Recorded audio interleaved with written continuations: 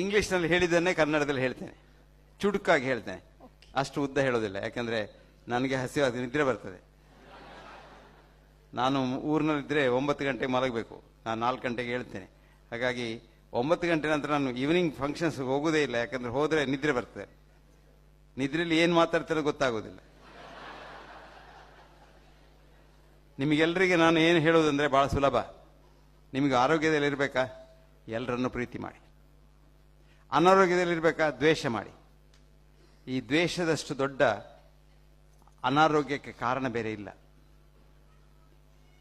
ಅದು ಆ ದ್ವೇಷವೇ ನಿಮ್ಮನ್ನು ಕೊಲ್ಲೋದು, ಆ ನೆಗೆಟಿವ್ ಥಾಟ್ಸೇ ನಿಮ್ಮನ್ನು ಕೊಲ್ಲೋದು. ಮತ್ತೆ ನೀವು ಸುಮ್ಮನೆ ಇದರಲ್ಲಿ ಕೊಲೆಸ್ಟ್ರಾಲ್ ಉಂಟು, ಇದು ಅಂಬಡೆ ಒಳ್ಳೆದಲ್ಲ, ಇದು ಪೂರಿ ಒಳ್ಳೆದಲ್ಲ, ಇದು ಸುಮ್ಮನೆ ಒಳ್ಳೆದಲ್ಲ ಅಂತ ಹೇಳಿಯೇ ಸಾಯ್ತೀರಿ ನೀವು. ಏನಾಗೋದಿಲ್ಲ. ಕೊಲೆಸ್ಟ್ರಾಲ್ ಉಂಟು. ಪ್ರೆಸಿಡೆಂಟ್ ಒಬಾಮಗೆ ಬೆಳಿಗ್ಗೆ 6 ಮೊಟ್ಟೆಯ ಆಮ್ಲೆಟ್ ಆಗಬೇಕು ಅವನ ಬ್ರೇಕ್ಫಾಸ್ಟಿಗೆ. ಎಷ್ಟು? 6 ಮೊಟ್ಟೆ. ಬಿಳಿಯಲ್ಲ, ಇಡೀ ಮೊಟ್ಟೆ. ನಿಮಗೆಲ್ಲ ಆಮ್ಲೆಟ್ ಮಾಡ್ತೀರಿ ಬಿಳಿದು, ಅದರಲ್ಲಿ ಏನೂ ಇಲ್ಲ, ಅದು ವಿಷ. ಅದು ಮೊಟ್ಟೆ ತಿನ್ಬೇಕಾ, ಇಡೀ ಮೊಟ್ಟೆ ತಿನ್ನಿ, ಇಲ್ಲಿ ತಿನ್ಬೇಡಿ. ಹಾಗಾಗಿ ಅದು ಇದು ತಿಂತೇನೆ ಅಂತ ಹೆದರುವುದರಿಂದ ನೀವು ಸಾಯ್ತೀರಿ. ಹೆದರಬೇಡಿ, ಏನೂ ತಿನ್ನಿ. ಆದರೆ 2 ವಿಷಯ ಮಾಡಿ. ಒಂದು ಐಲಿಟ್ಸ್ ಕಪ್ಲೆಟ್ ಉಂಟು. I eat when I am hungry, I drink when I am thirsty, if heavens don't fall down I will ಸರ್ಟ್ಲಿ leave till I dye. ನಾನು ಹಸಿವಾದ್ರೆ ಊಟ ಮಾಡ್ತೇನೆ, ಬಾಯಾರಿಕೆ ಆದರೆ ಕುಡಿತೇನೆ, ಆಕಾಶ ಕೆಳಗೆ ಬೀಳ್ದಿದ್ರೆ ಸಾಯುವವರೆಗೆ ಬದುಕ್ತೇನೆ ಅಂತ. ಮತ್ತೆ ಒಂದು ಹೇಳ್ತೇನೆ, ದಿವಸಾಗ್ಲೂ ಬೇಕಿದ್ರೆ ಡಾಕ್ಟರ್ ನೋಡಿ, ದಿವಸಾಗ್ಲೂ ಬೇಕಿದ್ರೆ ಮಾತ್ರೆ ತೆಕ್ಕೊಳ್ಳಿ, ಅಥವಾ ಅದರ ವಿಷಯವೇ ಆಲೋಚನೆ ಮಾಡಿ ಚೆಕಪ್ ಎಲ್ಲ ಮಾಡಿಸಿ, 1 ದಿವಸ ಕೂಡ ಹೆಚ್ಚು ಬದುಕುವುದಿಲ್ಲ, ಅದು ಗ್ಯಾರಂಟಿ. ಬರ್ನಾರ್ಡ್ ಶಾ ಬಹಳ ಒಳ್ಳೇದು ಬರೀತಾನೆ ಡಾಕ್ಟರ್ಸ್ ಡಿಲೆಮಾದಲ್ಲಿ. Never try to live here forever, you will never succeed ಅಂತ. ಅದರಿಂದ ಇದೆಲ್ಲ ಪ್ರಯತ್ನ ಯಾಕೆ ಅಂದರೆ ಸಾವು ಬೇಡ ಅಂತಲ್ಲ. ನಾನು ಸಾಯುವ ಪೇಷನ್ಸ್ ಹೇಳೋದು. ಯಾಕೆ ಹೆದರ್ತೀರ? ನೀವು ಬಹಳ ಒಳ್ಳೆಯವರು. ನಿಮಗೇನು, ನೀವು ಸತ್ತ ನಂತರ ಸ್ವರ್ಗಕ್ಕೆ ಹೋಗ್ಬೇಕಲ್ಲ, ಸಾಯೋದಿಲ್ಲ, ಸಾಯಲೇಬೇಕಲ್ವ. ಸೊ ನೀವು ಖಂಡಿತ ಸ್ವರ್ಗ ಹೋಗ್ತೀರ, ಅಷ್ಟು ಒಳ್ಳೆಯವರು ನೀವು. ಯಾಕೆ ಮತ್ತೆ ಹೆದರಿಕೆ? ಅಲ್ಲಿ ಹೋದರೆ ದೇವರೊಟ್ಟಿಗೆ ಕೂತ್ಕೊಳ್ಳೋದು. ಅಲ್ಲಿ ಸ್ವಲ್ಪ ಫುಡ್ ಕಮ್ಮಿ, ಅಂದರೆ ದೇವರು ಮತ್ತೆ ನೀವು ಮಾತ್ರ ಏನಾದರೂ ಸ್ಯಾಂಡ್ವಿಚ್ ಸಿಕ್ಬೋದು ಅಷ್ಟೇ. ಸಂತೋಷ ಆಯ್ತು. ಧರ್ಮ, ಅರ್ಥ, ಕಾಮ, ಮೋಕ್ಷ ಎಲ್ಲಿಯಾದರೆ ದೇವರ ಲೆಕ್ಕ ಇಡುವುದರಲ್ಲಿ ಅವರ ಚಾರ್ಟರ್ಡ್ ಅಕೌಂಟೆಂಟ್ ಸ್ವಲ್ಪ ತಪ್ಪು ಮಾಡಿದ್ರೆ ನೀವು ನರಕಕ್ಕೂ ಹೋಗ್ಬೋದು. ಏನಂತೆ, ಅಲ್ಲಿ ತುಂಬಾ ಜನ ಫ್ರೆಂಡ್ಸ್ ಇದ್ದಾರೆ, ಮತ್ತೆ ಅಲ್ಲಿ ದೇವರು ಅಡಿಗೆಗೆ ತುಂಬಾ ಭಟ್ರನ್ನೆಲ್ಲ ಮಾಡಿದ್ದಾರೆ, ಒಳ್ಳೆ ಊಟ ಸಿಗ್ತದೆ. ಸೊ ಅಲ್ಲಿಯೂ ಸಂತೋಷ. ಹಾಗಿದ್ರೆ ಸಾಯ್ಬೇಕು ಅಂತಿಲ್ಲ. ಇಲ್ಲಿ ಏನಾದರೂ ಒಳ್ಳೇದು ಮಾಡಿ, ಹೋದಲ್ಲಿ ಕೂಡ ಒಳ್ಳೇದು ಮಾಡ್ತೀರಿ ಅಂತ. ಹಾಗೆ ಹೆದರಿಕೆಯಿಂದಲೇ ಜನ ಸಾಯುವುದು, ಹೆದರಿ ಸಾಯುವುದು. ಕಾಯಿಲೆ ಹೆದರಿಕೆ, ಕಾಯಿಲೆ ಬರ್ತದೆ, ಕಾಯಿಲೆ ಬರ್ತದೆ, ಕಾಯಿಲೆ ಬರ್ತದೆ, ಸ್ವಾಗಲು ಎಣಿಸೋದು. ನನ್ನೊಬ್ಬಳು ನೇಬರ್ ಇದ್ದಾಳೆ, ಪ್ರತಿ ದಿವಸ ಬರೋದು. ಈಗ ಅಲ್ಲ, ಒಂದು 25 ವರ್ಷದಿಂದ, ನನ್ನ ಗಂಡನಿಗೆ ಡಯಾಬಿಟಿಸ್ ಡಾಕ್ಟ್ರೆ, ನನಗೆ ಬರ್ತದ? ಅದೇ, ಗಂಡನ ಮುಟ್ಬೇಡ, ಬರ್ತದೆ ಹೇಳಿ ಹೇಳಿ ಹೇಳಿ ಹೇಳಿ ಅವಳಿಗೆ ಏನಿರಲಿಲ್ಲ. ಮೊನ್ನೆ ಸಕ್ಕರೆ ಹೆಚ್ಚಾಗಿ. ಇಲ್ಲ, ನೀವು ಬರುವುದಿಲ್ಲ ಅಂತ ಹೇಳಿದಿರಲ್ಲ ಡಾಕ್ಟರ್, ನೋಡಿ ಈಗ ನನ್ನ ಅವಸ್ಥೆ. ನಾಳೆ ನೀನು ಸತ್ತೋಗೋದಿಲ್ಲ, ಏನಾಗೋದಿಲ್ಲ, ನಿನಗೆ ಹೆದರಬೇಡ ಅಂತ. ಇದು ಈ ಹೆದರುದು, ಆ ಹೆದರಿಕೆ ಒಂದು ಬಿಡಿ. ಮನಸ್ಸಿನ ಧೈರ್ಯ ಮಾಡ್ಕೊಳ್ಳಿ. ನಾನು ಇದ್ದಷ್ಟು ಕಾಲ ಬದುಕ್ತೇನೆ, ಇಷ್ಟರವರೆಗೆ ನಾನು ಸರಿ ಇದ್ದೇನೆ. ನಾಳೆ ಗೊತ್ತಿಲ್ಲ, ನಾಳೆ ಗೊತ್ತಿಲ್ಲ, ನಾಳೆ ಯಾರಿಗೂ ಗೊತ್ತಿಲ್ಲ. ನಾಳೆ ಏನಾಗುತ್ತೆ? ನಾನು ಯಾವಾಗಲೂ ಹೇಳೋದು, ಸಂತೋಷ ಬೇಕಾ? 365 ಸಲ 2 ದಿವಸ ಮರ್ತು ಬೇಡಿ, 2 ದಿವಸಕ್ಕೆ ರಜೆ ಕೊಡಿ. ಬಾಕಿ ಉಳಿದ 363 ದಿವಸ ನಿಮ್ಗೆ ಸಂತೋಷ. ಆ 2 ದಿವಸ ಯಾವುದು? ನಾಳೆ ಮತ್ತೆ ನಿನ್ನೆ. ನೀವು ಮನೆಗೆ ಹೋಗಿ ಆಲೋಚನೆ ಮಾಡಿ, ನೀವು ಯಾಕೆ ಬರಿ ಮಾಡೋದು? ನಾನು ನಿನ್ನೆ ಹಾಗೆ ಮಾಡಬಾರ್ದಿತ್ತು, ನಾನು ಹೀಗೆ ಮಾಡಿದ್ರೆ ನನಗೆ ಲಾಭ ಹೆಚ್ಚು ಸಿಗ್ತಿತ್ತು, ನಿನ್ನೆ ಸತ್ತೋಯ್ತು, ಇವತ್ತೇನು ಮಾಡ್ಲಿಕ್ಕೆ ಉಂಟದು ವಿಷಯ? ಅದನ್ನೇ ಬರಿ ಮಾಡಿ ಸಾಯ್ತೀರಾ? ಅಥವಾ ನಾಳೆ ಏನಾಗ್ತದ, ನನ್ನ ಮಗನ ಪರೀಕ್ಷೆ ಬಂತು, ಏನಾಗ್ತೋ, ಅದೆಲ್ಲ ಸತ್ತಿದ್ದೀರಿ. ಆ 2 ದಿವಸ ಬಿಡಿ, ಮತ್ತೆ ಸಂತೋಷ ಅಲ್ವಾ? ಸೊ ಮನಸ್ಸಿಗೆ ಸಂತೋಷ ಇರಲಿ. ಮನಸ್ಸೆಲ್ಲಿ ಉಂಟು? ಎಲ್ಲ ಕಡೆಯಲ್ಲಿ ಉಂಟು. ನಿಮ್ಮ ಮನಸ್ಸು ನನ್ನ ಮನಸ್ಸು ಒಂದೇ. ನಾನು ನಿಮ್ಮ ಮನಸ್ಸನ್ನು ಇನ್ಫ್ಲುಯೆನ್ಸ್ ಮಾಡ್ಬೋದು. ಅದಕ್ಕೆ ಹೇಳೋದು ಹಿಪ್ನೋಸಿಸ್ ಅಂತ. ನಾವು ಡಾಕ್ಟರ್ಗಳೆಲ್ಲ ಎಂತ ಮಾಡೋದು? ನಿಮ್ಮನ್ನು ಮಂಗ ಮಾಡೋದು. ನೀವು ನಮ್ಮ ಮೇಲೆ ಫೇತ್ ಇದ್ರೆ ನಾನು ಹೇಳಿದ್ದನ್ನು ನೀವು ನಂಬ್ತೀರಿ, ಸತ್ಯ ಅದು. ನಾನು ಹೇಳಿದ್ದು ಸಾಕು, ನಿಮ್ಮ ಕಾಯಿಲೆ ಗುಣ ಆಗ್ತದೆ. The most powerful 2 drugs man kind ever invented ಅಂತ ಬರೆದ ಯಾರು? ಆಲಿವರ್ ವೆಂಡೆಲ್ ಹೋಮ್ಸ್, ಒಬ್ಬ ಬಹಳ ದೊಡ್ಡ ಡಾಕ್ಟ್ರು. ಹಾರ್ವರ್ಡ್ನಲ್ಲಿ ಕಲ್ತ, ಹಾರ್ವರ್ಡ್ನಲ್ಲಿ ಡಾಕ್ಟರ್ ಆದ, ಕೊನೆಗೆ ಎಣಿಸಿದ ಡಾಕ್ಟರ್ ಕೆಲಸ ಒಳ್ಳೇದಲ್ಲ ಅಂತ ಬಿಟ್ಟು ಪದ್ಯ ಬರೀಲಿ ಶುರು ಮಾಡಿದ. ಅವನು ಒಂದು ಒಳ್ಳೆ ಪದ್ಯ ಹೇಳ್ತಾನೆ, the 2 most powerful drugs mankind has ever invented on this planet are the 2 kind words of a good doctor. Doctor ಒಳ್ಳೆಯವನಾಗಿರ್ಬೇಕು. ನಾನು ಯಾವಾಗಲೂ ನಮ್ಮ ಸ್ಟೂಡೆಂಟ್ಸ್ಗೆ ಹೇಳೋದು, ರಾಜೇಂದ್ರನಿಗೆ ಗೊತ್ತುಂಟು, ನೀನು ಕಲ್ತ ನಿನ್ನ ಡಿಗ್ರಿ ಮುಖ್ಯ ಅಲ್ಲ, ನೀನು ಎಂಥ ಮನುಷ್ಯ ಅದು ಮುಖ್ಯ. ನಿನಗೆ ಪ್ರೀತಿ ಇರಬೇಕು, ನಿನಗೆ ಎಂಪತಿ ಇರಬೇಕು, ಸಿಂಪತಿ ಅಲ್ಲ. ಸಿಂಪತಿ ಎಲ್ರಿಗುಂಟು, ಓ ಪಾಪ ಅವರಿಗೆ ಸೀಕು ಅತ್ಲೇ ಹೋದವ ಮರ್ತೈತೆ. ಎಂಪತಿ ಅಂದರೆ ಅವನಿಗೆ ಸೀಕು ಅಂದರೆ ನಿಮಗೆ ಸೀಕು ಬಂದಷ್ಟು ನಿಮಗೆ ಕಷ್ಟ ಆಗಬೇಕು. ಅದಕ್ಕೆ ನೀವೇನಾದರೂ ಮಾಡಬೇಕು. ಅದಕ್ಕೆ ಡಾಕ್ಟ್ರಿಗೆ ಹೇಳೋದು, ಅದನ್ನು ನೀವು ಜೀವನದಲ್ಲಿ ಅಳವಡಿಸಿ. ಎಲ್ಲರನ್ನೂ ಪ್ರೀತಿ ಮಾಡಿ, ಸರ್ವಭೂತ ಪ್ರೀತಿ. ಎಲ್ಲರನ್ನೂ ಅಂದರೆ ಪ್ರಾಣಿ, ಹಕ್ಕಿ, ಎಲ್ರಿಗೂ ಪ್ರೀತಿ ಮಾಡಿ. ಅವುಗಳು ನಮ್ಮ ಹಾಗೆ ಅಲ್ವಾ? ಹಾಗಾಗಿ ಎಲ್ಲರನ್ನೂ ಪ್ರೀತಿ ಮಾಡಿದರೆ ಈ ಲೋಕದಲ್ಲಿ ಮನುಷ್ಯನಿಗೆ ಏನು ಕಷ್ಟ ಇಲ್ಲ. ಮತ್ತು ಕಾಯಿಲೆ ಎಲ್ಲ ಬರೋದು ಮನಸ್ಸಿನಿಂದ. ದೇಹಕ್ಕೆ ಕಾಯಿಲೆ ಬರೋದಲ್ಲ. ದೇಹ ಅಂದರೆ ಮನಸ್ಸೇ. ಈಗ ಕ್ವಾಂಟಮ್ ಫಿಸಿಕ್ಸ್ನಲ್ಲಿ ದೇಹಕ್ಕೆ ಮನಸ್ಸಿಗೆ ಏನು ವ್ಯತ್ಯಾಸ ಇಲ್ಲ, ಮ್ಯಾಟ್ರಿಗೂ ಎನರ್ಜಿಗೆ ಏನು ವ್ಯತ್ಯಾಸ ಇಲ್ಲ, ಶಕ್ತಿಗೂ ವಸ್ತುವಿಗೆ ಏನು ವ್ಯತ್ಯಾಸ ಇಲ್ಲ. ಅದು ಎರಡು ಒಂದೇ. ಅದಕ್ಕೆ ಎ ಡ್ಯುಯಾಲಿಟಿ ಅಂತ ಹೇಳೋದು, ಅದಕ್ಕೆ ಅದ್ವೈತ ಅಂತ ಹೇಳೋದು. ಆ ಅದ್ವೈತವನ್ನು ನಾವು ನೆನೆಸಿದ್ರೆ, ನಾವು ಸುಖದಲ್ಲಿದ್ದರೆ, ಬೇರೊಬ್ಬರು ಸುಖದಲ್ಲಿ ಇರಬೇಕು ಅಂತ ಎಣಿಸಿದರೆ, ಇನ್ನೊಬ್ರು ಹಾಳಾಗಬಾರ್ದು ಅಂತ ಎಣಿಸಿದರೆ ನಿಮ್ಗೆ ಏನಾಗೋದಿಲ್ಲ. ಇನ್ನೊಬ್ರು ಹಾಳಾಗಬಾರ್ದು ಆಗಬೇಕು ಎಣಿಸಿದರೆ ನಿಮ್ಮ ಕಣಗಳೇ ನಿಮ್ಮ ಕಣಗಳನ್ನು ದ್ವೇಷಿಸ್ತವೆ. ನಿಮ್ಮ ಕಣವನ್ನು ಎಷ್ಟು ಪ್ರೀತಿ ಮಾಡ್ತಂತ ಕೇಳಿದೆಲ್ಲ, ಎಲ್ಲ ಕಣಗಳು ಡಾನ್ಸ್ ಮಾಡ್ತವೆ. ಮತ್ತು ಈ ಕ್ರಿಮಿಗಳನ್ನು ಕೊಲ್ಲಿಕ್ಕೆ ಹೋಗಬೇಡಿ. ಡೆಟಾಲ್ ಸಾಬೂನು ಮತ್ತು ಎಂಥದ್ದು ಇದೆಲ್ಲ ಅದೆಲ್ಲ ಹಾಕ್ಲಿಕ್ಕೆ ಹೋಗಬೇಡಿ. ಕ್ರಿಮಿಗಳು ಬೇಕು ನಮಗೆ. ಕ್ರಿಮಿ ಇಲ್ಲದಿದ್ದರೆ ನೀವು ಸಾಯ್ತೀರ. ಬಾಯಿಯಿಂದ ಕುಂಡೆವರೆಗೆ ಎಷ್ಟು ಕ್ರಿಮಿ ಉಂಟು ಗೊತ್ತುಂಟ? ಎಷ್ಟುಂಟು? 10⁻13 100,000 ಬಿಲಿಯನ್ ಜರ್ಮ್ಸ್. ಅವುಗಳಿದ್ರೆ ಮಾತ್ರ ನಿಮಗೆ ಆರೋಗ್ಯ. ನಾನು ಕೊಟ್ಟ ಒಂದು ಆಂಟಿಬಯೋಟಿಕ್ ತಿಂದರೆ ಅದರಲ್ಲೊಂದು ಮಿಲಿಯಾಂತರ ಸತ್ತೋಯ್ತು. ಒಂದು ವಾರಕ್ಕೆ ನಿಮಗೆ ಟೇಸ್ಟ್ ಇಲ್ಲ ಬಾಯಲ್ಲಿ, ಹೊರಗಡೆ ಸರಿ ಇಲ್ಲ, ಹೊಟ್ಟೆಯಲ್ಲಿ ಗುಡುಗುಡು. ಇದೆಲ್ಲ ಯಾಕೆ? ಕ್ರಿಮಿಗಳನ್ನು ಕೊಂದಿದ್ದೀರಾ.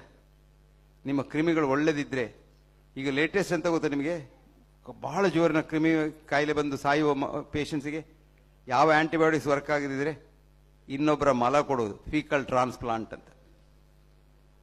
ಅದನ್ನೇ ಈಗ ಒಂದು ಸ್ಟೆಪ್ ಮೇಲೆ ಹೋಗಿದ್ದಾರೆ ಅಮೆರಿಕದಲ್ಲಿ. ಅದರ ಹಳದಿ ಬಣ್ಣ ತೆಗೆದು ಅದನ್ನೇ ನೀರನ್ನು ಒಂದು ಕ್ಯಾಪ್ಸೂಲಲ್ಲಿ ಹಾಕ್ತಾರೆ. ಅದು ಪೂಪ್ ಕ್ಯಾಪ್ಸೂಲ್ ಅಂತ ಹೇಳೋದು. $5 ಅದಕ್ಕೆ.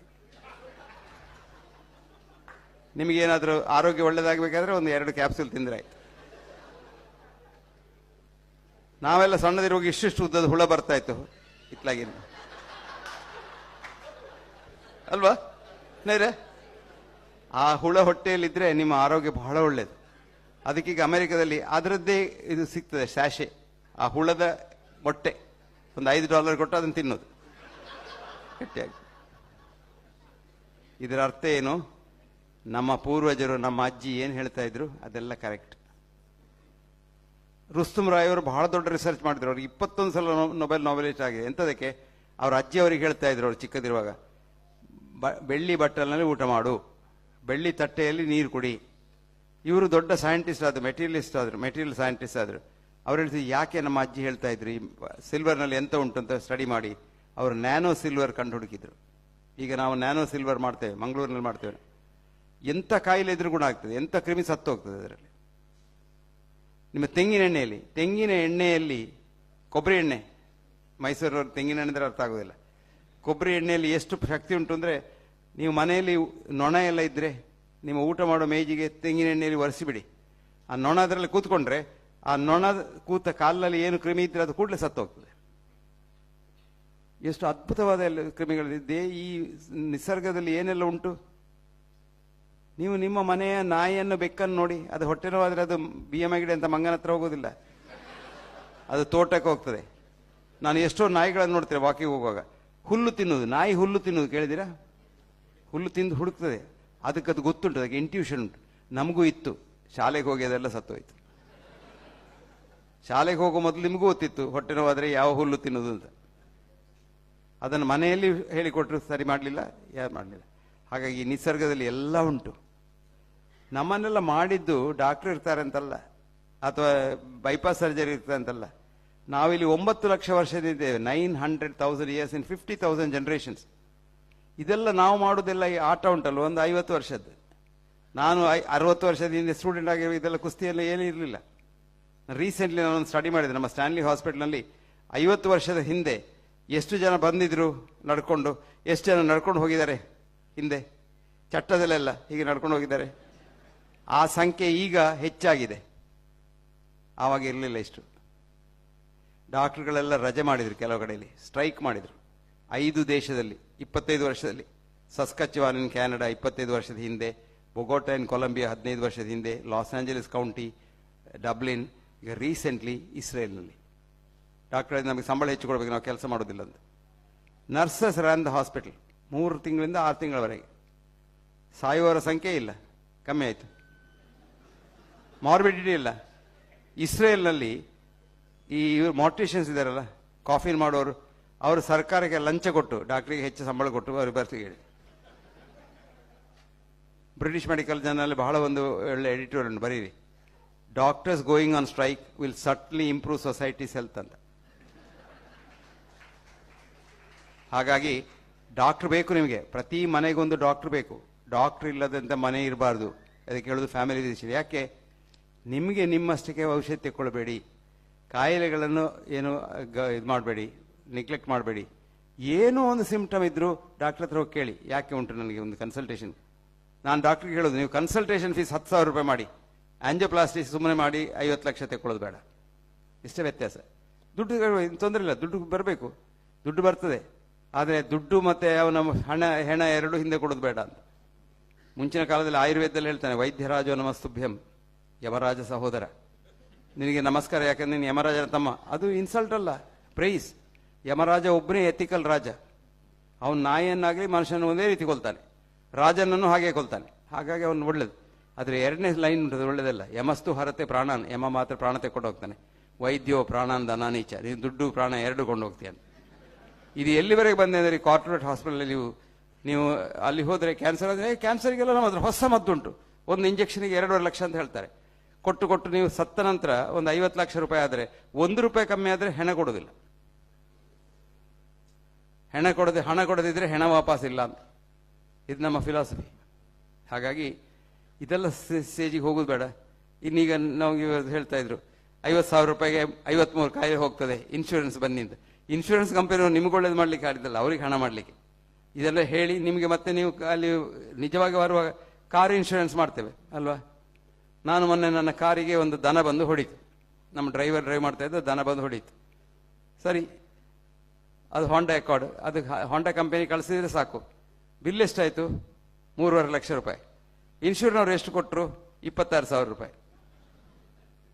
ಯಾಕಂದ್ರೆ ಅದರಲ್ಲಿ ಸಣ್ಣ ಲೆಟ್ನಲ್ಲಿ ಬರ್ತಿದೆ, ಇದು ಎಂಥದ್ದು, fibre optic things not covered.